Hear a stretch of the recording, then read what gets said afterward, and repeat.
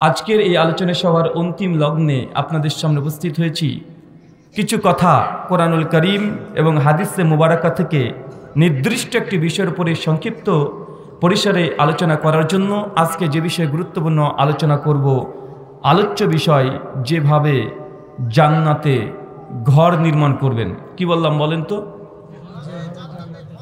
আরো জোরে বলেন।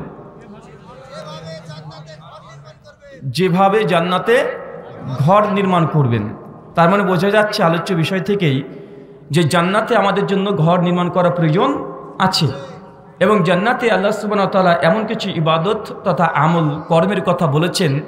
আল্লাহ সুবহানাহু ওয়া তাআলা এমন কিছু আদেশ নির্দেশ উপদেশ আছে যেগুলো আমরা যদি মেনে চলি প্রত্যহ জীবনে, তাহলে আল্লাহ সুবহানাহু ওয়া তাআলা আমাদেরকে প্রতিদান স্বরূপ জান্নাতে একটা ঘর দেবেন। আমরা একাধিকভাবে এই আলোচনাগুলো করে থাকি বিক্ষিপ্তভাবে, অনেক ইবাদতের কথা আমরা বিক্ষিপ্তভাবে বলি, কিন্তু আজকে আপনার সামনে আমি মাত্র 6টা এমন কিছু ইবাদতের কথা বলবো যে ইবাদতগুলো করলে এই দুনিয়াতেই আল্লাহ সুবহানাহু ওয়া তাআলা আপনাকে অফার দিয়েছেন, এই ইবাদত করলেই জেনে রাখবেন আল্লাহ সুবহানাহু ওয়া তাআলার জান্নাতে ওখানে আপনার জন্য একটা ঘর নির্মাণ করে আল্লাহ আগে থেকে রেখে দিবেন। সুবহানাল্লাহ। মাত্র 6টা পয়েন্ট বলবো, খুব দীর্ঘ আলোচনা করব না, খুবই সংক্ষিপ্ত পরিসরে, যেন এই আলোচনার মধ্যে থেকে আপনি কিছু উপকার পেতে পারেন। আমার পূর্বেই শেখ বাশার বিন হায়াত আলী অনেক গুরুত্বপূর্ণ আদেশ উপদেশ আপনাদেরকে দিয়েছেন। হারাম জিনিস থেকে আপনাদেরকে অনেকগুলো পয়েন্ট বাই পয়েন্ট আপনাদেরকে উপদেশ দিয়ে গেছেন।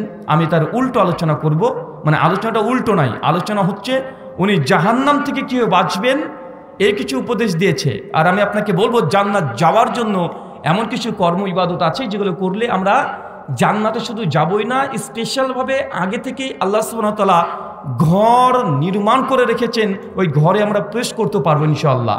আল্লাহ সুবহানাহু ওয়া তাআলা আমাদের এই আলোচনাকে তুমি মানুষের মধ্যে বোধগম্য হিসেবে আমাকে বলার এবং আপনাদেরকে ধৈর্য ধারণ করে শোনার তৌফিক দান করে সকলে পড়ি আমিন। সম্মানিত সুধী, এ কথা প্রথমেই মনে রাখতে হবে, এই নিষ্ঠুর এই দুনিয়া, এই নিষ্ঠুর যে দুনিয়াতে আমরা বসবাস করছি, এটা আমাদের আসল ঠিকানা নয়। আমাদের আসল ঠিকানা তো ওইটা যেটাতে আমাদের আদি পিতা নবী আদম আলাইহিস সালাম তিনি জান্নাতে ছিলেন। ওই জান্নাত মানুষ জাতির আসল ঠিকানা। এই ভোগ্য বস্তু এই দুনিয়া এটা আমাদের জন্য আসল ঠিকানা নয়। আমাদেরকে জান্নাতে আবার ফিরে যেতে হবে। আমরা জাস্ট কিছু আমাদের পিতা আদম আলাইহিস সালামকে আল্লাহ পরীক্ষা করার জন্য যে আদেশ উপদেশ করেছিলেন সেখান থেকে কিছু লঙ্ঘন করার কারণে আজকে আমরা এই দুনিয়াতে চলে এসেছি। কিন্তু আমাদের জমি কোথায় পড়ে আছে? আমাদের জমি কোথায় আছে চাচা? জান্নাতে আমাদের জমি আছে। কার জমি? আমাদের বাপ দাদার পৈতৃক সম্পত্তি পড়ে আছে। কেন? নবী আদম আলাইহিস সালাম গোটা জান্নাত আল্লাহ তাকে দিয়ে দিয়েছিলেন। আর তারপরে কিছু কারণেই আমরা দুনিয়াতে চলে এসেছি, আমাদের ভূখণ্ড পড়ে আছে জান্নাতে। এখন দুনিয়াতে এমন কিছু ইবাদত আমরা করব আর আল্লাহ সুবহানাহু ওয়া তাআলা তার বিনিময়ে জান্নাতে একটা করে ঘর নির্মাণ করতে থাকবেন। চলেন গুরুত্বপূর্ণ আলোচনা। আল্লাহ সুবহানাহু ওয়া তাআলা পৃথিবীতে 3জন এমন ব্যক্তির কথা আগে থেকে জানিয়ে দিয়েছেন, যাদেরকে আল্লাহ সুবহানাহু ওয়া তাআলা জান্নাতে আগে থেকে ঘর পেয়েছেন, আল্লাহ দেখেও দিয়েছেন, তাদের নামও ঘোষণা করা হয়েছে, তাদেরকে জানিয়ে দেওয়া হয়েছে তার জন্য জান্নাতে ঘর আছে। এবং আমাদের নবী আলাইহিস সালাম সেই ঘর মেরাজের সময় যখন গিয়েছিলেন তখন দেখেও এসেছে। 3জন ব্যক্তি কমপক্ষে হাদিসে পাওয়া যায়। নামগুলো বলতে পারবেন? একজন চট করে দাঁড়িয়ে বলেন তো। একটা একটা করে বললে হবে না, 103 বলতে হবে, 3টা। যদি বলতে পারেন আমার পক্ষ থেকে একটা হাদিয়া আছে, হাদিয়া বের করেন তো। আর আমার আলোচনার মধ্যে কিন্তু প্রশ্ন করব, আর উত্তর যদি দিতে পারেন চাচা একটা করে হাদিয়া পাবেন। আর হাদিয়ার দাম মোটেও কম নয়, এটা আপনার লাগবে। কি হাদিয়া আছে বলা যাবে না, একদম গোপনে আমাকে দেন, কেউ যেন না দেখতে পায়। একদম আলাউদ্দিন আশ্চর্য প্রদীপ। কথা বুঝতে পারছেন? তাই আপনাকে আগে থেকে বলছি, এই দেখার জন্য সব এইদিকে তাকিয়ে আছে।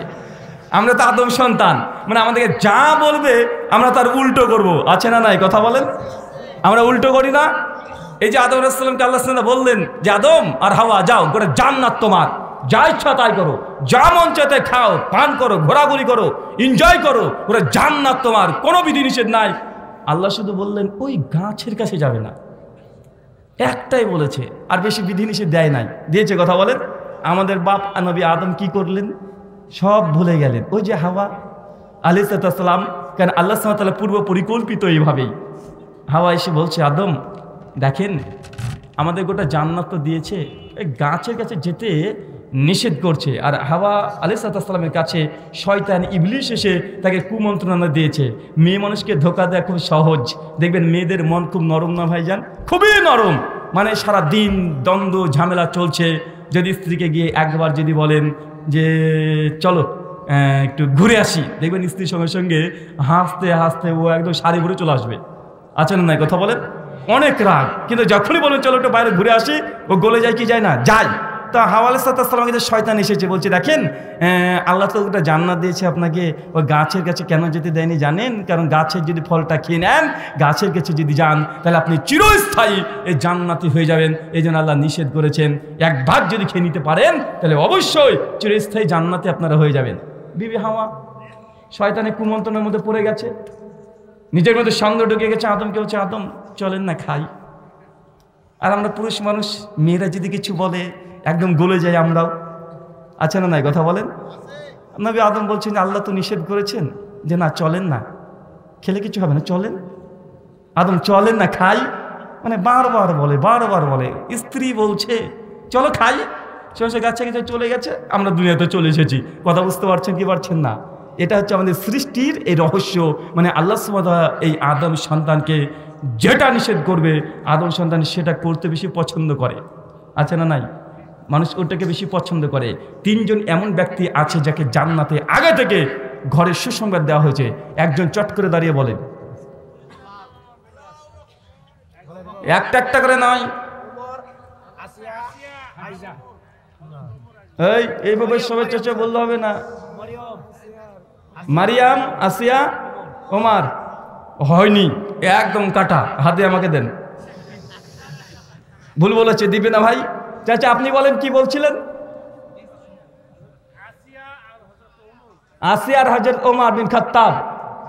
এখনো তো কমপ্লিট হয়নি, আরেকজনের নাম বলেন, স্মরণে আসছে না। আর কে বলতে পারবেন? 3 জন আছে কমপক্ষে। বেলাল বিন রবা রাদিয়াল্লাহু তাআলা আনহু। না, জান্নাতে ঘরের সুসংবাদ দেওয়া হয়নি। সেই বুখারী যে রিওয়ায়াত, জালানি মেরাজ থেকে যখন ফিরে আসলে বলে বেলাল কি এমন তুমি আমল করো যে জান্নাতে তো পায়ের আওয়াজ পেয়েছি, জান্নাতে পায়ের আওয়াজ পাওয়ার কথা হাদিসে আছে, তার জন্য স্পেশাল ঘর আছে, এমন কথা আল্লাহ নবী খবর দেন নাই। বলেন আরেকজনের নাম বলেন তো ভাই। এই কে বলেছে পেছন থেকে? বা আপনি বলেছেন? মাশাআল্লাহ। বয়স কত চাচা? আপনার বয়স কত? আরে সর্বনাশ, 70 বছরের ব্যক্তি কিন্তু গোল্ড মেডেল পেয়ে গেছে আজকে। আপনারা কি করছেন? মাশাআল্লাহ, আপনার উত্তরে একদম 100% সঠিক। চলে আসেন, হাদিয়া আছে তো, চলে আসেন। মাশাআল্লাহ, কেউ যেন না দেখে, একদম গোপনে, ঠিক আছে? বারাকাল্লাহ ফিক। আমি এখনো প্রশ্ন অনেক আছে, হাদিয়া অনেক আছে, যদি বলতে পারেন আপনি হাদিয়া পাবেন। 3 জন ব্যক্তি, 1 আসিয়া, 2 খাদিজা, 3 ওমর ইবনুল খাত্তাব ফারুকে আজম। এই 3 জন ব্যক্তিকে জান্নাতের সুখবর আল্লাহ নবী আগে থেকে দিয়েছেন। প্রথম কোরআন মাজিদেই একজনের নাম এসেছে, তার মধ্যে তার নাম হচ্ছে আসিয়া। চাচা আসিয়াকে ফেরাউনের স্ত্রী, বাপ রে বাপ, ফেরাউন কত বড় তাহলে আল্লাহর ওলি ছিল দেখেন।